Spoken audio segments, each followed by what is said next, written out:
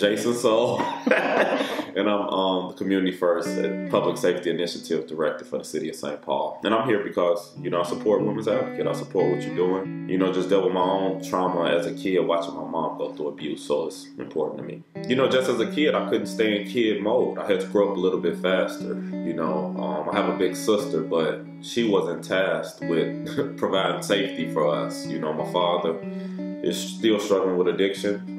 Heroin is his drug of choice. He's in a hospital right now in Chicago. When he didn't have drugs, he was violent. He was, I wouldn't say violent all the time, but he was irritated. And if we did anything to, get him, angry, we didn't know if he'd take it out on my mom or us. So for me, I just had to grow up faster with understanding addiction, emotional intelligence. I just had to figure out how to be around people. It was like a game. It's like, is he good? Is he not good? Should I say hi? Should I stay out the way? Should I do this? So just in a lot of respects, I had to figure out what safety looked like for myself and my sister and my mom. I was taught that if you a man, from society, not from my mom, but if you're gonna be a man, you gotta provide and you gotta protect.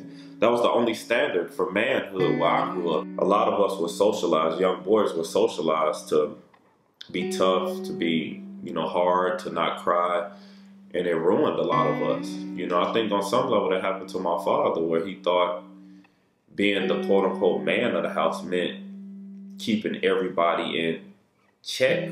Seeing that hurt and that pain my mom went through, I'm just like, that's not my role in society. I don't need to do that to anybody. Masculinity is good, but toxic masculinity is awful. You know what I'm saying? Where you think you gotta be like this tough, rigid person. And it's like, no, I don't use my platform that way. So I think men need to step up and be those, protectors if they call for us. We didn't have an advocate. My mom didn't have somebody, that was going out, looking out for her and just, validating her. With my privilege, with the platform I have in the criminal justice system, public safety, traveling the country, doing all this work, it's like I want to lift up women. Raising 2 daughters, I show them the love that they deserve. I show them how they should be treated, what they shouldn't accept or shouldn't ever deal with from somebody. It could have turned out differently. Research says most people who grow up in violent households become violent as well. And I just grateful that I was able to step back, learn from the things I saw, but then get the formal education. So it made for a good combination. So now I'm able to be an asset in this world.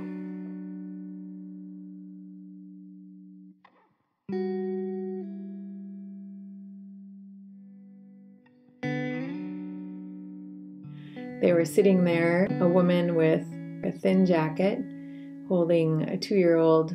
The little girl was sitting at another table with a snowsuit on and little tennis shoes that you wouldn't wear in 20 below degree weather.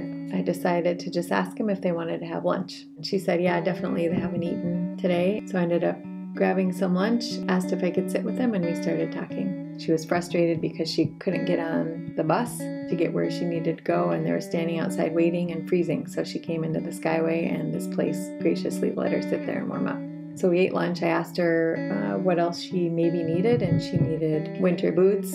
She needed some shampoo to wash her hair and just some warmer clothes. And so later that day, I went to Target and bought some things and put them in a bag. She was able to get short-term housing for a few days, and I dropped them off at that place. We actually paid for her to stay in short-term hotel space. A few weeks had gone by, and the next morning I said, okay, you call all the shelters you can, I'll call the ones I can. And she actually called Women's Advocates while I was on hold with another shelter. She was put on hold for a second, and she looked at me and she said, they've got space. And we both started jumping up, and I started crying because there was space and because we had heard it was a really good place to go. I'd heard about Women's Advocates actually when I was in college down the street, and I didn't know exactly what you did. So we packed up everything she had and we drove her here. She pretty much ran up the steps.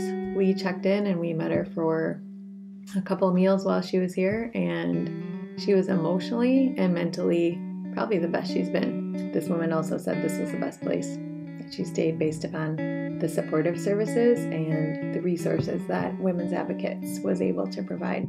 Even the smallest thing that you do has an impact. And it may not be the impact that you expect, but it's an impact that makes a difference.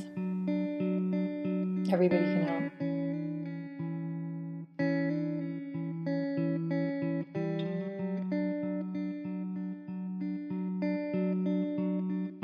I think just the abuse and trauma she went through with my father just made her just say she's done with relationships. She hasn't had a relationship in a really, really, really, really, really long time. So I think she got harmed in that way where it was just like, I'm good, I don't need that stuff, and I just can be good on my own. She's in college, she's getting straight A's. She's always been smart, I mean, my mom, I'm doing everything my mom should be doing. Like, I'm a professor. All of my roles are what my mom should be doing, but she just sacrificed to raise us.